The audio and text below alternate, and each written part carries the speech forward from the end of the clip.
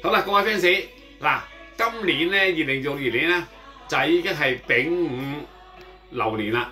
咁天干為丙，地支為午火，咁啊納音為水咯喎。咁當然啦，喺今年咧去到嗰個秋天咧就特別多雨水啦嚇，同埋咧就又多火爆啦嚇。咁喺今年咧個運程方面咧，我覺得咧今年咧嗰個係旅遊業啦，或者係嗰個演藝界啦，都蓬勃嘅 ，very good 嘅。因為點解咧？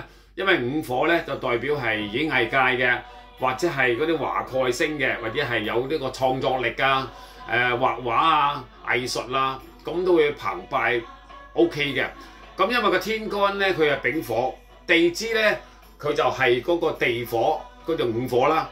咁啊天干地支一夾埋咧，佢就納音咧就話水喎。咁當然啦，今年咧水災特別多啲㗎，咁有水災啦、地震啦，同埋咧就熱到咧大家都出晒火啦，因為紅陽之劫啊，赤火之年啊嘛，係咪？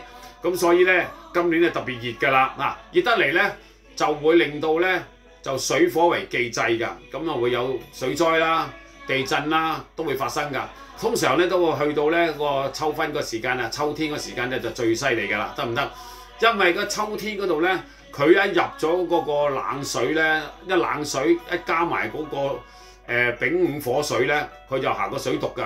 咁所以咧喺今年咧就特別係冷啲啊，凍啲啊。嗱，冇話哎呀應該好熱啩，係夏天咧就熱到咧辣晒手嘅，冬天咧就凍你攤攤腰嘅。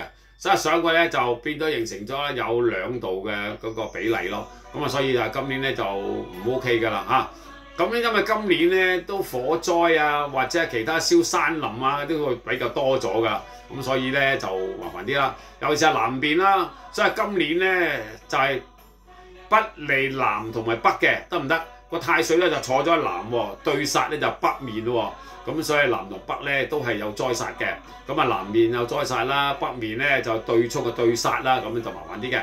喺今年咧就大利東面同埋西喎嚇，東西咧就最旺嘅嚇，因為東咧就屬兔仔啦、卯啦，而係西咧就係屬呢個酉啦嚇。咁啊就係卯酉相沖啦嘛，係咪先？咁你兔仔就 very good 啦，喺東面就 very good啦。如果你做東面嘅，恭喜你嚇，咁就有天喜星啊，有天德啦，有福星啦，仲有有個八助力添啊，係咪咁話先？咁所以我覺得咧，就如果住東面啊或者西面都 good 嘅喎。嗱，西面咧點解咧？西面有女貴人啊嘛，係咪先？同埋仲有一樣藏咗嗰個蜜月喺入邊嘅，咁所以咧最緊要大眼識人就成功㗎啦，得唔得嚇？